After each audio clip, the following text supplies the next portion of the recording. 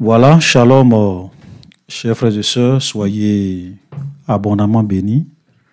Voilà, j'ai décidé de faire une deuxième partie de la vidéo concernant les viandes sacrifiées aux idoles, la viande ou bien les viandes de la tabaski, parce que il y a un certain nombre de frères qui m'ont vraiment posé des préoccupations légitimes dans l'amour du Seigneur et avec un esprit d'humilité, qui m'ont réellement écrit sur WhatsApp, qui m'ont amené des versets qu'ils ne comprenaient pas. Il y a même un frère qui m'a dit c'est vrai que j'ai écouté ta vidéo, je suis vraiment d'accord avec ce que tu as dit, mais sauf que j'ai du mal à réconcilier un certain nombre de versets de la Bible avec ce que tu as dit dans ta vidéo.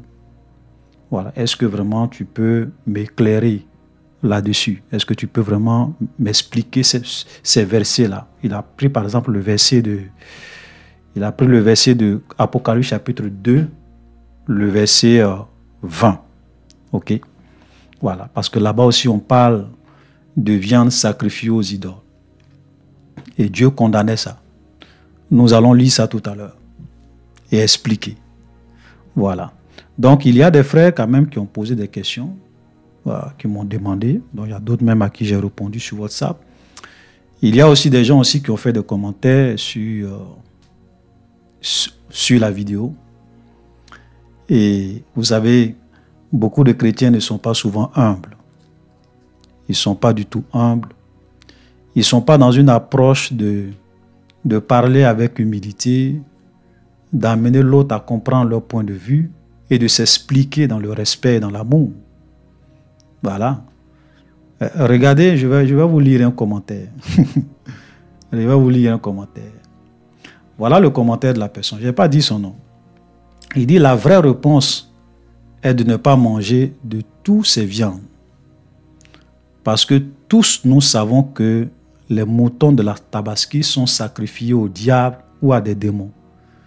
Tous les chrétiens faibles ou forts le savent.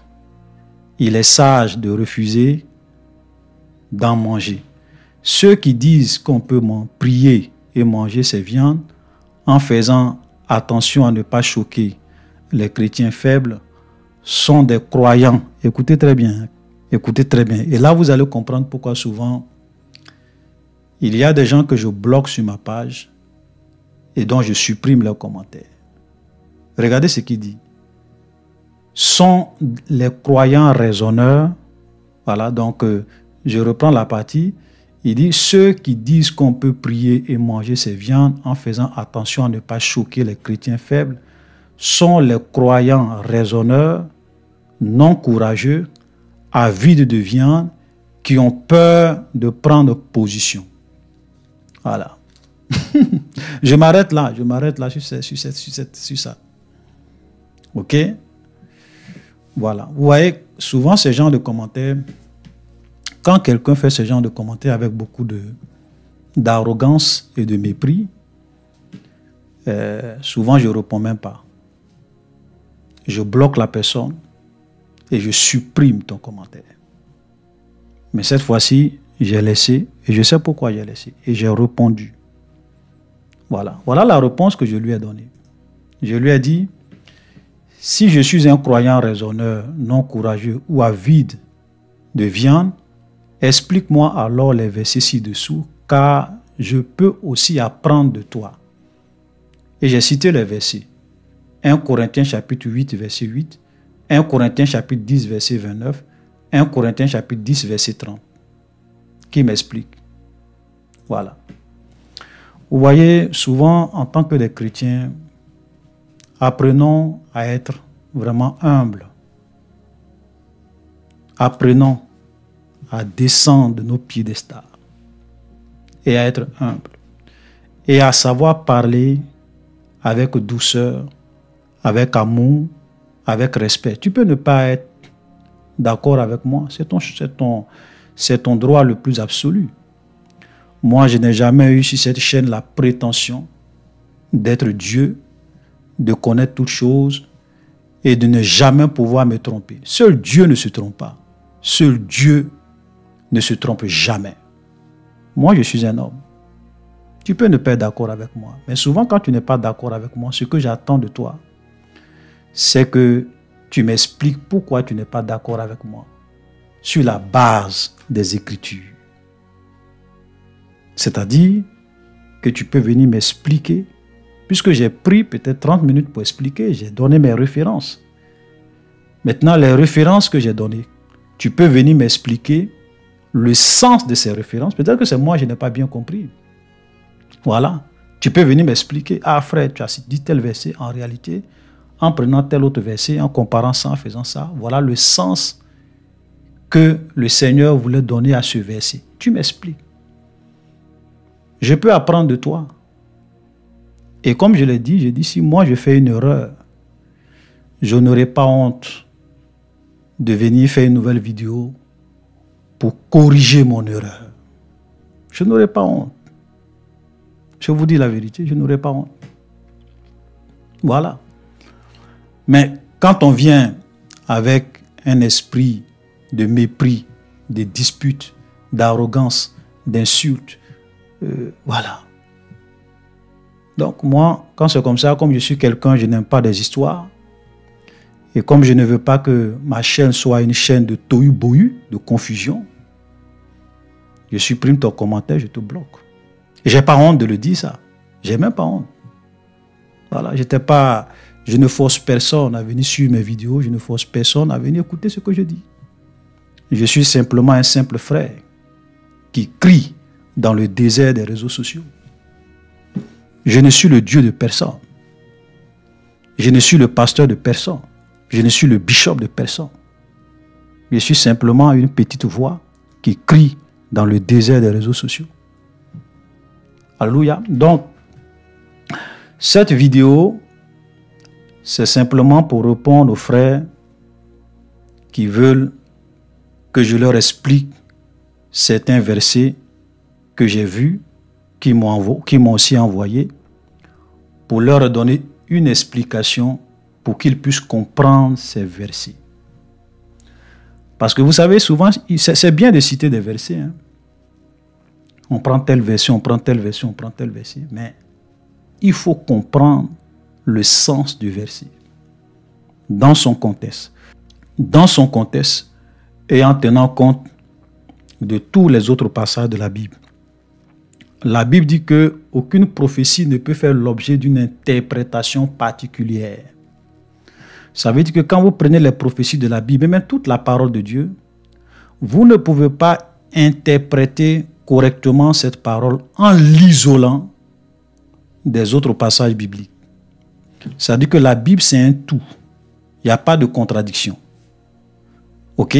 Donc, quand tu lis un verset et que tu lis un autre verset et que pour toi, tu as l'impression que les deux versets se contredisent, c'est que forcément, il y a un verset que tu n'as pas bien compris. Ça, c'est sûr. Parce que Dieu ne peut pas se tromper. Il y a un verset que tu n'as pas bien compris. Et aujourd'hui, je vais vous montrer que les versets que les frères m'ont envoyés pour dire que ça contredit un peu ce que j'ai dit dans la vidéo précédente, je vais leur montrer que c'est eux qui n'ont pas bien compris. Voilà, donc nous allons prendre, on va prendre le verset de Actes chapitre 15. Voilà le verset 20. On va aussi aller, nous allons interpréter le passage de 1 Corinthiens chapitre 10, où Paul parle de nous ne devons pas être en communion, nous ne pouvons pas manger à la table des démons et à la table du Seigneur. On ne peut pas boire la coupe du Seigneur et à la coupe des démons. Est-ce que nous voulons exciter la jalousie de Dieu? Voilà. Voilà, parlant des viandes sacrifiées aux idoles, on va expliquer. Nous allons aussi aller dans Apocalypse 2, le verset 20. Nous allons expliquer ces versets à la lumière des Écritures. Alléluia, à la lumière de la parole de Dieu. La Bible ne se contredit pas. Voilà. Le Seigneur ne peut pas dire une chose et son contraire. Amen. Voilà. Parce que tous ceux qui ont écrit la parole de Dieu ont été inspirés par le même esprit, l'esprit de Dieu. Et Dieu ne se trompe jamais. Donc nous allons commencer, voilà, avec le premier passage que souvent les gens ne comprennent pas. Actes chapitre 15, le verset 20. Et je vais lire. Mais qu'on leur écrive. Ici, là, ce sont les apôtres qui se sont rassemblés à Jérusalem pour discuter. L'apôtre Paul était là, Barnabas était là, Pierre était là, Jacques était là, et il y avait plusieurs autres. C'était un peu comme une assemblée générale des chrétiens pour discuter d'un sujet très important. Est-ce que les chrétiens doivent se faire circoncire? Est-ce que les chrétiens doivent observer la loi de Moïse?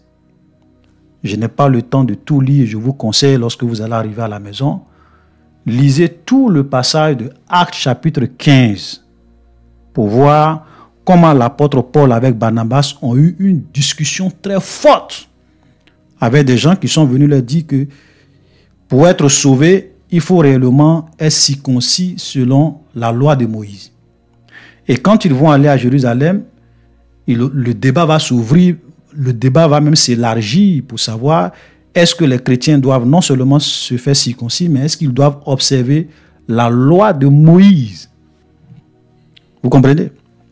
Et donc, Paul va parler, Barnabas va parler, Simon, qui est Pierre, va parler, Jacques va parler, et voici ce que Jacques va dire, et ça sera en même temps un peu la conclusion, parce que quand vous lisez la suite, vous voyez c'est pratiquement la conclusion. Il dit qu'on leur écrive, c'est-à-dire que qu'on écrive aux païens qui se convertissent, qu'on leur écrive de s'abstenir des souillures des idoles, de l'impudicité, des animaux étouffés et du sang. Voilà.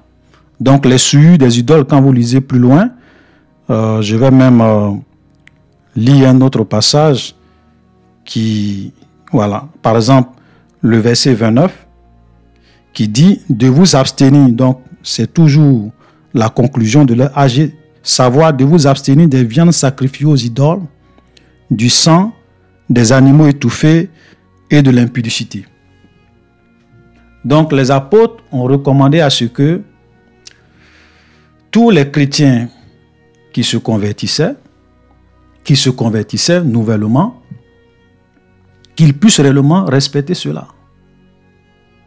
Amen.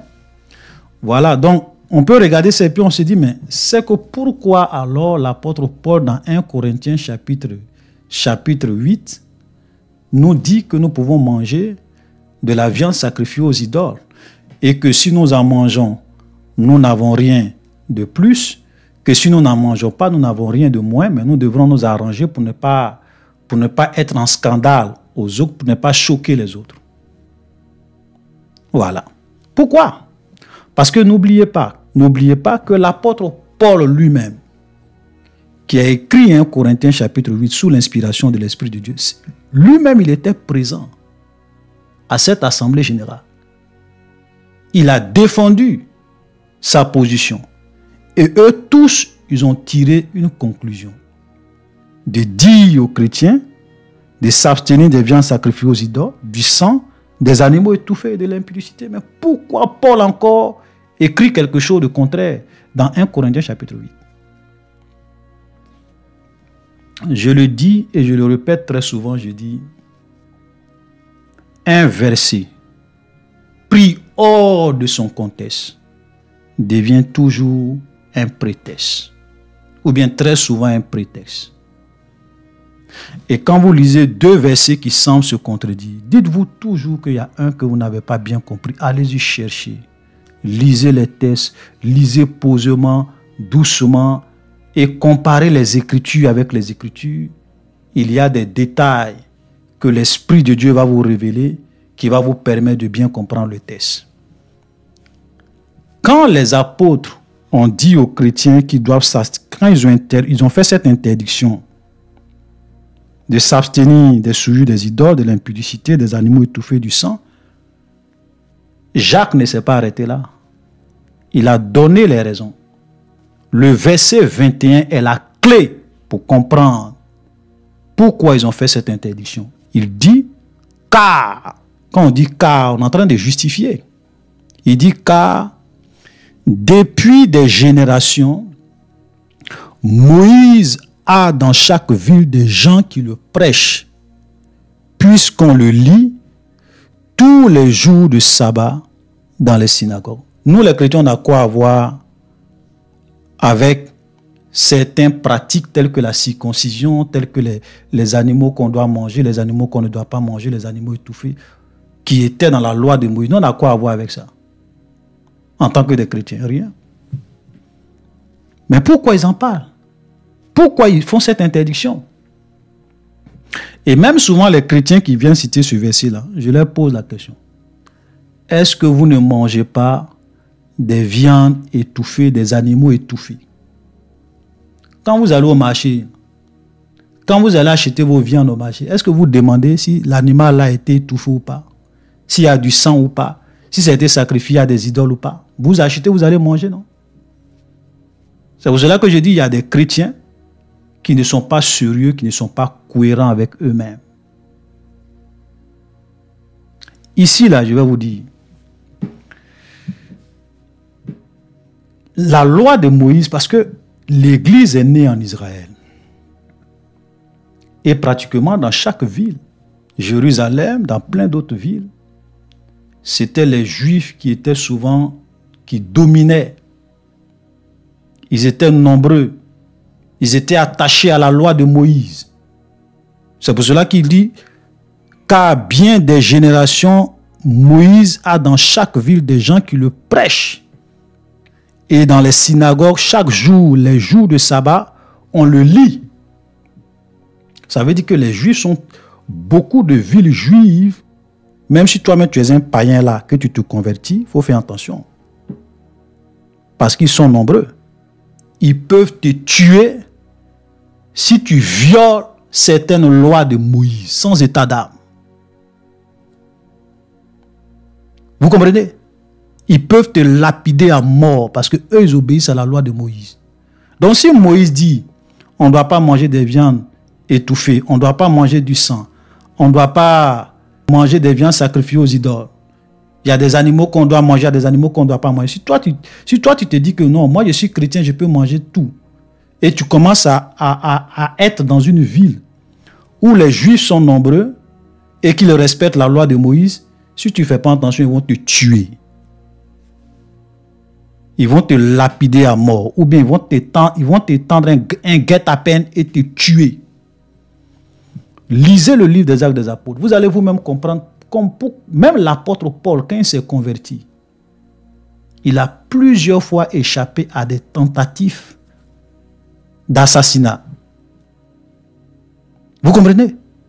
L'apôtre Paul a plusieurs fois eu la vie sauve. Il a échappé de justesse à des assassinats organisés par les Juifs parce que les gens disaient qu'ils ne respectent pas la loi de Moïse, qu'ils prêchent Jésus, qu'ils prêchent les doctrines d'une secte qu'on appelle la secte des Nazaréens. L'apôtre Paul lui-même a été accusé d'être le chef de la secte des Nazaréens. Donc les premiers chrétiens, là, on considérait qu'ils étaient dans une secte, la secte des Nazaréens. Donc tu ne peux pas te convertir en tant que chrétien au milieu des Juifs et penser que parce que tu as la liberté, tu peux violer la loi de Moïse impunément. Ils vont te tuer si tu ne fais pas attention.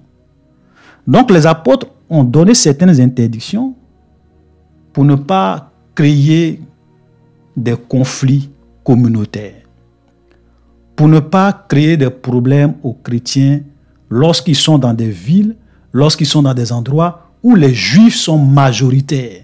Ceux qui suivent la loi de Moïse ils sont majoritaires. Ils doivent faire attention. Donc pour ne pas les choquer, il y a des interdictions qu'ils ont eu à faire, c'est pour ne pas choquer les gens qui étaient toujours attachés à la loi de Moïse. C'est vrai qu'il y a d'autres qui sont clairs. L'impudicité, par exemple, vous allez lire tous les épîtres des apôtres. ils n'ont jamais mis en question le péché de l'impudicité. Tout le monde sait que c'est un péché, un chrétien ne doit pas faire ça. Donc ça, c'est clair. Mais les histoires de viande sacrifiée aux idoles, les animaux étouffés, le sang, mais pourquoi Paul prêche le contraire? C'est parce que c'était dans une situation bien spécifique. Alléluia. Donc il faut comprendre ce contexte. Donc l'interdiction ici, là, c'était dans un contexte pour épargner la souffrance à certains chrétiens de la part des Juifs. Voilà la vérité. Vous voulez que je vous prouve ça? L'apôtre Paul lui-même, il a été quelqu'un qui a été toujours contre la circoncision des païens. Je vais vous lire des versets. Regardez 1 Corinthiens chapitre 7, le verset 19. Ça, c'est Paul qui écrit sous l'inspiration du Saint-Esprit. La circoncision n'est rien et l'incirconcision n'est rien, mais l'observation des commandements de Dieu est tout. Vous comprenez? Vous comprenez? L'apôtre Paul dit que, et même dans d'autres passages, dans plein d'autres passages, je n'ai pas le temps ici de vous l'exposer, c'est que l'apôtre Paul a défendu aux chrétiens de se faire circoncis. Et même le débat, l'apôtre Paul s'est opposé à ce que les païens se fassent circoncis. Ici, là, on n'a jamais dit aux chrétiens de se faire circoncis. Hein. Mais regardez ce que Paul va faire, qui doit vous amener à comprendre ce que je suis en train de dire. Ok? Dans Actes chapitre 16, on va commencer à lire à partir du verset 2. Il se rendit ensuite à Derbe et à Lystre, et voici, il y avait là un disciple nommé Timothée, fils d'une femme juive, fidèle et d'un père grec. Les frères de Lystre et d'Icône rendaient de lui un bon témoignage. Paul, écoutez très bien le verset 3. Paul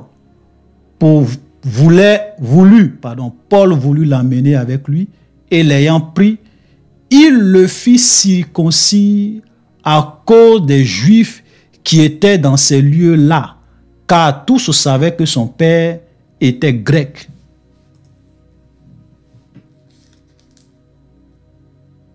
L'apôtre Paul prend Timothée et il a circoncis Timothée. Le papa de Timothée, c'était un grec, dont sa maman était juive, mais il n'était pas circoncis parce que son papa était un païen. On comprend? Mais quand Paul le prend, Paul annonce l'évangile, il voulait prendre Timothée. Et Paul même a formé Timothée. Timothée était un peu comme un fils pour lui. C'est ce Paul-là qui va circoncire Timothée. Pourtant, dans beaucoup d'autres passages, Paul demande aux païens de ne pas se faire circoncire. Et même le débat qu'il y a eu dans le verset 15, c'était de dire que les païens n'ont pas le droit de se faire circoncire. Maintenant, pourquoi Paul lui-même, il circoncit Timothée? À cause des Juifs qui étaient dans ces lieux-là, pour ne pas les choquer, pour ne pas les scandaliser. Alléluia. Et l'apôtre Paul même, souvent, il avait sa stratégie d'évangélisation. Il dit avec les Juifs, il a été... Regardez ce qu'il dit. Regardez 1 Corinthiens chapitre 9, le verset 20. Avec les Juifs, j'étais comme un Juif, afin de gagner les Juifs. Avec ceux qui sont sous la loi, comme sous la loi, quoique je ne sois même pas sous la loi, afin de gagner ceux qui sont sous la loi. Avec ceux qui sont sans loi, comme sans loi, quoique je ne sois point sans la loi de Dieu, étant sous la loi de Christ, afin de gagner ceux qui sont sans loi. Vous comprenez? C'est-à-dire que l'apôtre Paul, c'était un grand stratège en évangélisation. Donc souvent, quand il est avec des Juifs, il respecte un certain nombre de choses pour ne pas les choquer. Il est avec des gens qui sont sous la loi, il y a des choses qu'il respecte. Il est avec des gens qui sont sans loi, il y a des choses, il essaye de faire des choses pour ne pas les choquer. Mais cela ne veut pas dire que Paul péchait contre Dieu, non. Parce que souvent, il y a des choses, si tu fais, ce n'est pas un péché. Si tu ne fais pas aussi, ce n'est pas un péché. Par exemple, les histoires de viande mangée, les histoires de manger des viandes sacrifiées aux idoles. Si je suis au milieu des Juifs que je ne mange pas, qu'est-ce que ça m'enlève? Rien. Ça m'enlève rien. Donc, pour ne pas choquer les Juifs, vaut mieux ne pas manger pour ne pas les choquer. Parce que, comme il a dit, comme l'apôtre lui-même l'a dit dans 1 Corinthiens chapitre 8, il a dit, si nous en mangeons, nous n'avons rien de plus. Si nous n'en mangeons pas, nous n'avons rien de moins. Donc, on peut se poser un certain nombre de restrictions lorsqu'on est dans un milieu pour éviter des problèmes inutiles. Je vous donne un exemple. Moi, tout à l'heure, si je vais dans une ville ou bien dans un village et que dans ce village-là, la loi du village ou bien la grande majorité des gens qui vivent dans cette village-là, leur loi, c'est que si on t'attrape en train de jouer au football, on coupe ton pied. C'est leur loi. Bon, moi, je suis chrétien, je vis dans ce village. J'ai donné ma vie à Jésus. Est-ce que je vais dire que, bon, comme en Jésus-Christ, je suis libre, Christ m'a libéré de toutes ces traditions, tout ça là. Je vais aller jouer au football. Tu vas jouer au football, ils vont couper ton pied. Pourquoi? Parce qu'en tant que chrétien, Dieu n'a jamais dit qu'un chrétien doit forcément jouer au football. Dieu n'a jamais aussi dit qu'un chrétien ne doit pas jouer au football. Donc, je peux jouer au football, il n'y a rien de... Je peux prendre une balle, aller m'amuser avec mes enfants, jouer au football. Qu'est-ce qu'il y a de mal en ça? Rien. Mais si je ne fais pas ça aussi, qu'est-ce que ça m'enlève? Rien, je peux faire d'autres sports. Pourquoi aller provoquer des gens, ok, de façon inutile pour te créer des problèmes? Je ne vais pas dire, oui, moi je suis un chrétien, je vais jouer au football. Les gens vont t'attraper, vont couper ton pied dans ce village parce que c'est leur loi. Ils sont majoritaires, ils imposent les lois. Ça, il faut avoir la sagesse. On doit être sage dans certains domaines. Ici, je ne suis pas en train de dire de faire quelque chose, de se conformer pour plaire aux gens lorsqu'il s'agit d'un péché devant Dieu. Non. Moi, même si je vais dans un village que les gens disent que tout le monde doit aller danser dans la forêt sacrée, même si vous voulez tuer moi je ne vais jamais aller danser dans une forêt sacrée pour vous faire plaisir, parce que là, ça va contre directement la loi de mon Dieu, c'est de l'idolâtrie, je ne ferai jamais ça. Même si je dois faire face à la mort. Voilà, donc faisons la part des choses. Je parle ici de certaines choses que si nous faisons, on n'a rien. Si on ne fait pas, on n'a rien. Donc il faut être sage dans ce genre de domaine. Alléluia. Et c'est ce que les apôtres sont en train d'appliquer ici. La Bible ne se contredit pas. C'est pour cela que, est-ce que vous avez vu des épîtres où on dit aux chrétiens, ne mangez pas des viandes étouffées, ne mangez pas du sang, ne mangez pas... C'est pas le même apôtre Paul qui dit que manger de tout ce qui se vend sur le marché. Est-ce qu'il a une fois dit que si vous allez au marché là, demandez si ce sont des viandes sacrifiées aux idoles, si ce sont des viandes étouffées par le sang. Paul a une fois écrit ça. C'est la preuve que à chapitre 15, verset 20 et à chapitre 15, verset 29, l'interdiction qui a été donnée ici, là, il faut bien comprendre le contexte. La Bible ne se contredit pas. Alléluia. Nous allons poursuivre avec les autres textes.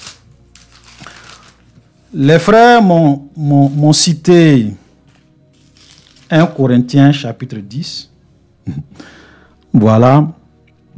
À partir du verset, on va commencer à lire à partir du verset 19. Que dis-je donc? Que la viande sacrifiée aux idoles est quelque chose? Aucune idole est quelque chose, nullement. Ce qu'on sacrifie, on le sacrifie. Écoutez très bien, ce qu'on sacrifie, on le sacrifie à des démons et non à Dieu. Et je ne veux pas que vous soyez en communion avec les démons. Vous ne pouvez boire la coupe du Seigneur et la coupe des démons. Vous ne pouvez participer à la table du Seigneur et à la table des démons.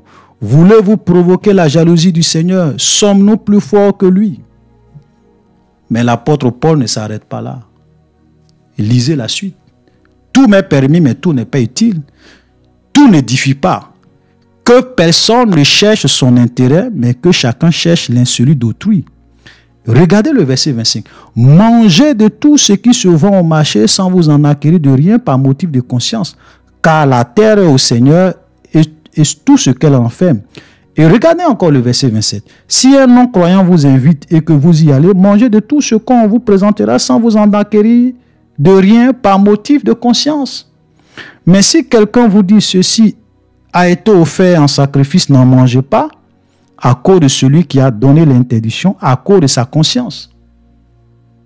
Et il dit, je ne parle pas, je parle ici non de votre conscience, mais de celle d'autrui. Pourquoi, en effet, ma liberté sera-t-elle jugée par une conscience étrangère? Regardez aussi le verset 30. Si je mange avec action de grâce, pourquoi suis-je blâmé au sujet d'une chose dont je rends grâce? Pourquoi on me blâme pour quelque chose dont j'ai prié et j'ai mangé par la foi? Comment vous pouvez réconcilier tous ces... Comment vous pouvez réconcilier le verset 23 jusqu'au verset 30 avec le verset 19, le verset 20, le verset 21? Comment? Parce qu'on a l'impression que Paul dit une chose et son contraire en même temps. Parce que Paul te dit que on ne doit pas communier avec la table des démons et la table du Seigneur. Ce qu'on sacrifie, on ne sacrifie non pas à Dieu, mais aux démons. C'est ce que Paul dit clairement. Mais en même temps, il te dit, si tu vas au marché, tu peux manger de tout ce qui est là-bas. Même si un païen, même si un musulman, même si un collègue qui ne connaît pas Dieu t'invite chez lui, quand tu arrives, il ne faut pas lui demander, est-ce que ça là, c'est viande étouffée? Est-ce que ça là, il y a le sang? Est-ce que ça là, c'est sacrifié aux idoles? Mange tout. Maintenant, je vous pose une question. Est-ce que le fait que j'ignore une viande sacrifiée à une idole et que je mange, est-ce que ça va m'empêcher d'être en communion avec les démons? Dans le monde spirituel, on s'en fout de l'ignorance. Le diable s'en fout. C'est d'ailleurs même le diable piège beaucoup de personnes par leur ignorance. Donc, tu ne vas pas dire que oui, parce que je ne savais pas. Donc, le diable va dire oui, je ne savais pas, donc ce n'est pas grave. Ah bon? Parce que tu ne savais pas, donc tu n'es plus en communion avec les démons. Parce que tu ne savais pas, hein, tu n'es pas en train de manger à la table des démons. Ce n'est pas comme ça que le monde spirituel fonctionne. Comment il faut donc comprendre ce verset? Mais avant de lire le verset, montons un peu plus haut. Lisons le verset 18. C'est pour cela que je dis, frère, la parole de Dieu est extraordinaire. Il n'y a pas de contradiction. Si vous lisez des choses que vous demandez à l'Esprit de Dieu de vous éclairer, Dieu va vous éclairer. Regardez le verset 18. Voyez les Israélites selon la chair. Ceux qui mangent les victimes, ne sont-ils pas en communion avec l'autel? Dans l'Ancien Testament, et comment dans l'Ancien Testament les gens mangeaient les victimes des sacrifices qu'on offrait à Dieu? C'était dans le temple. Dans le temple, il y avait 3 parties, le parvis extérieur, le lieu saint, le lieu très saint. Ok? Et quand on sacrifiait les animaux, les gens mangeaient dans le temple et ils étaient en communion avec l'autel. Donc, moi, de la manière dont je comprends ça, c'est que moi, en tant qu'un frère en Christ, je ne peux pas aller m'asseoir dans un temple de vaudou, dans un temple de féticheurs, dans une mosquée. Je ne peux pas aller m'asseoir, je ne sais pas, dans un temple de marabout. Et puis, j'ai dit, bon, écoutez, tu es mon ami, voilà, faites vos sacrifices, offrez vos trucs à votre divinité, faites ça, préparez là, on va manger dans votre temple, on va s'asseoir à table, on va manger, on va boire. Là, tu es en train d'aller très loin. Parce que là, c'est plus simplement une question de quelqu'un qui est venu te donner de la viande chez toi à la maison. Mais là, tu vas même t'asseoir dans le temple où il y a l'autel et tu communies avec eux. Donc, tu participes à la table des démons. Tu communies avec les démons. Est-ce que vous pensez qu'un chrétien peut se lever, aller s'asseoir dans un temple de vaudou et assister à leur sacrifice, à l'invocation de leurs démons, à leur sacrifice d'animaux, et puis prendre cette viande, on prépare et on mange ensemble? Est-ce que vous pensez qu'un enfant de Dieu peut faire ça? Dans tout ce que nous faisons, il y a des limites. il ne faut pas pousser le bouchon trop loin pour être en communion avec les démons, pour manger à la table des démons. Mais moi, je suis chez moi à la maison. Je n'ai rien demandé. Mon ami musulman prépare. Il m'envoie de la nourriture qui contient une viande sacrifiée. Mais je prends, je prie, je mange. Je suis chez moi à la maison. Je n'ai rien demandé, on frappe à ma porte. Je ne suis même pas allé leur demander. Je ne suis même pas allé dans leur mosquée. Il vient, il me tend un morceau de viande. C'est pour toi. Il faut prendre, tu vas manger. Mais je prends, je prie et je mange. Quelle est la différence entre le fait que je prends cette viande, je prie, je mange, et puis lorsque je vais au marché et que j'achète une viande que je ne sais même pas à qui cela a été sacrifié? Vous pensez que les viandes que vous... Il y a des musulmans qui vendent au marché, non? Qui vendent de la viande au marché. Avant d'égorger même le bœuf, le mouton, là, ils prient leur Allah et puis ils gorgent. Mais pourquoi vous mangez? Ne confondons pas les choses. Ne confondons pas les choses. Comprenons la parole de Dieu de façon claire. La Bible ne peut pas se contredire. Voilà. Donc rapidement, je vais au niveau de Apocalypse chapitre 2, le verset 20. Voilà ce qui est dit. Ça, c'était l'église de Thyatire. OK? Mais ce que j'ai contre toi, écoutez très bien, c'est que tu laisses la femme Jézabel, qui se dit prophétesse, enseigner et séduire mes serviteurs pour qu'ils se livrent à l'impudicité et qu'ils mangent des viandes sacrifiées aux idoles. Il y a des gens qui lisent ça et qui ne font pas vraiment attention. Vous voyez? Vous ne pouvez pas venir prendre un verset et prendre un bout de phrase dans le verset sans considérer l'ensemble du verset. Ici, on est en train de te parler d'une femme Jézabel. D'abord, c'est Jésus qui fait une reproche à l'église. Et il dit, ce que j'ai contre toi, c'est que tu laisses la femme Jézabel. Peut-être que dans cette église, il y avait une femme qui avait l'esprit de Jézabel. Et on sait qui était Jézabel dans l'Ancien Testament. Voilà. Jézabel, la femme d'Akab. Et il dit, qui se dit prophétesse. Donc une femme qui se disait prophétesse. Qui enseignait et qui séduisait les serviteurs, les enfants de Dieu, pour qu'ils se livrent à l'impudicité et qu'ils mangent des viandes sacrifiées aux idoles. Vous comprenez? D'abord, si c'est vrai que c'est quelque chose de spirituel ici, mais même si nous voulons prendre ça de façon terre à terre, au premier degré, parce qu'il y a des versets que beaucoup de chrétiens lisent, des versets, ils veulent comprendre ça au premier degré. Eux, ils pensent que c'est forcément de la viande physique sacrifiée aux idoles qui est ici. Ou bien ils pensent forcément qu'ici, là, c'est l'impudicité, ça dit que l'impudicité sexuelle physiquement, ici. Bon, même si ce n'est pas le cas, supposons. Ok? On va comprendre ce verset-là au premier degré. Donc, ici, là, c'est une femme qui séduisait les enfants de Dieu, les serviteurs de Dieu. Et qui les poussait à vivre dans l'immoralité, dans l'impudicité. Et ensuite, à manger de la viande sacrifiée aux idoles.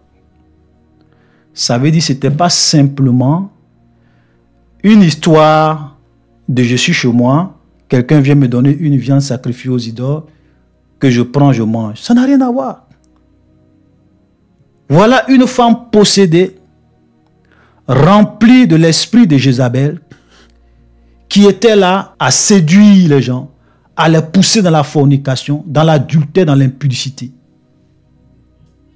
Donc c'était vraiment quelque chose de profond. De profond. Voilà.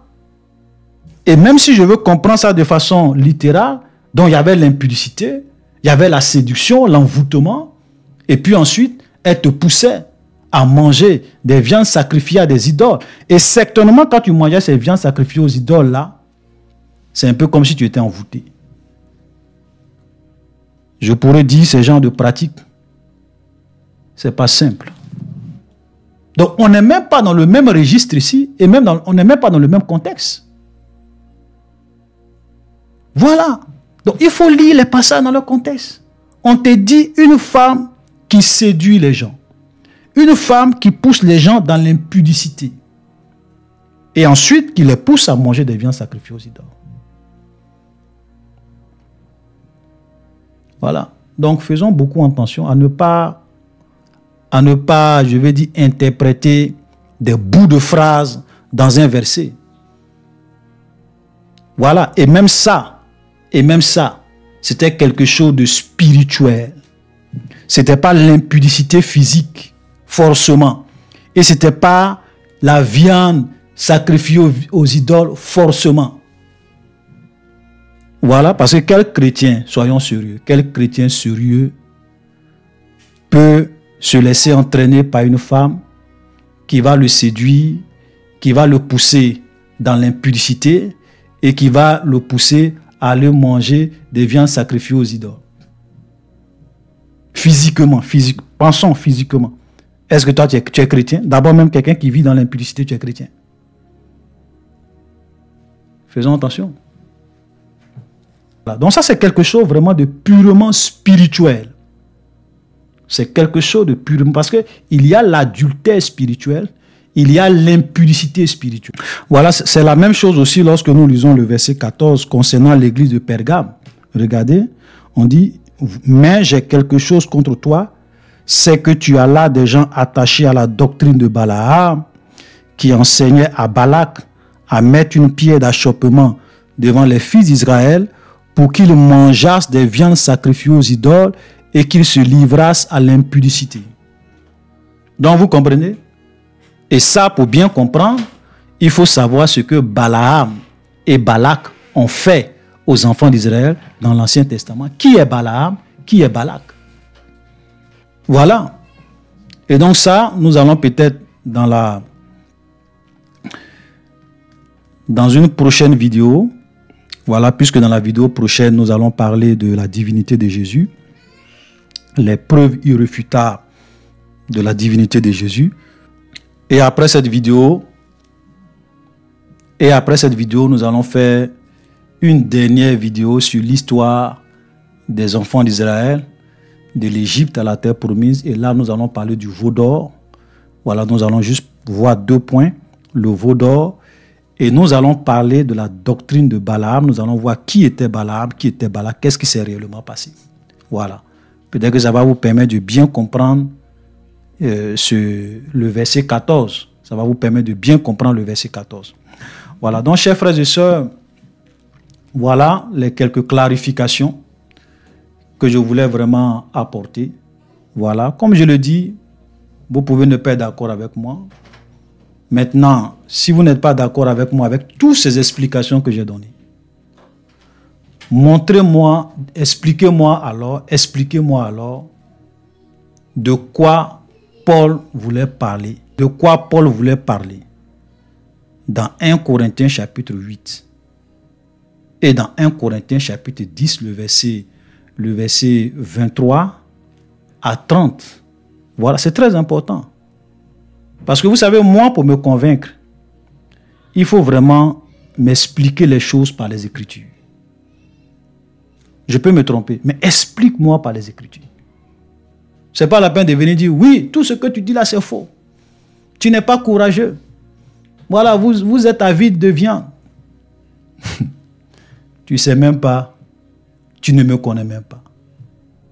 Tu dis, je suis avide de viande. C'est triste. Et c'est malheureux. Donc, shalom, chers frères et sœurs, soyez bénis et que le Seigneur nous garde tous. Shalom.